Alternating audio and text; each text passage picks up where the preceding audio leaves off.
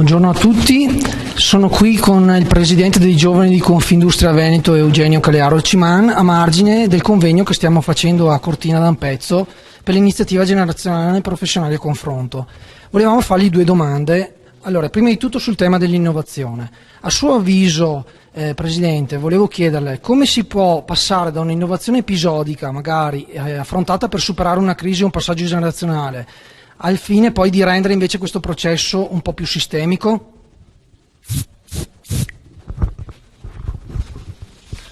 Non è semplicissimo portare questo cambiamento, perché molto spesso quello che porta all'innovazione è la cultura aziendale, per cui voi sapete che un cambio culturale probabilmente è il più difficile da portare all'interno di qualsiasi tipo di organizzazione. È bene provare a dare spazio ai giovani, ricordiamoci che sono generazioni sempre più formate rispetto a quelle precedenti, ascoltarle, contaminarsi e guardare soprattutto fuori dall'azienda. La legge di Joy dice che non importa chi sei, le persone più intelligenti del mondo non lavorano per te, quindi è importante guardarsi fuori, fare cross innovation, contaminarsi e portare l'innovazione come processo che sia veramente insito all'interno del DNA dell'azienda, anche se questo richiede molti sforzi, molto tempo e molte energie.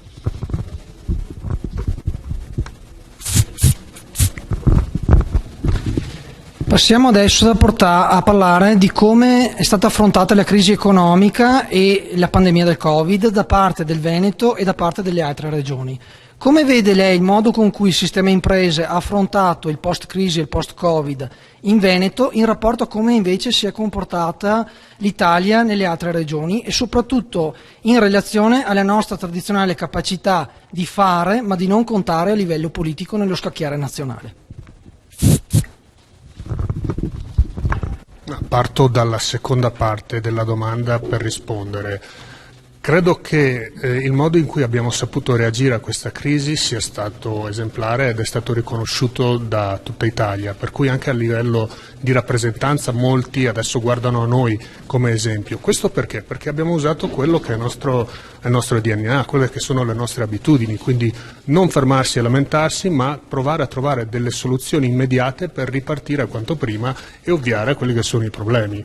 Quindi se ci è stato detto potete lavorare, se ci sono determinati standard di salute, siamo corsi tutti per metterci in regola e recuperare il tempo perso. Sappiamo anche che il Veneto è una delle regioni a maggior quantità di export, quindi una di quelle che ha sofferto di più in relazione. Ecco però che noi siamo abituati, e non voglio dire nulla di negativo sulle altre regioni, però a rimboccarci le maniche immediatamente senza lamentarci, guardare avanti e portare innovazione. Grazie al presidente Calearo Ciman e grazie a Confprofessioni Veneto che ha realizzato questa intervista.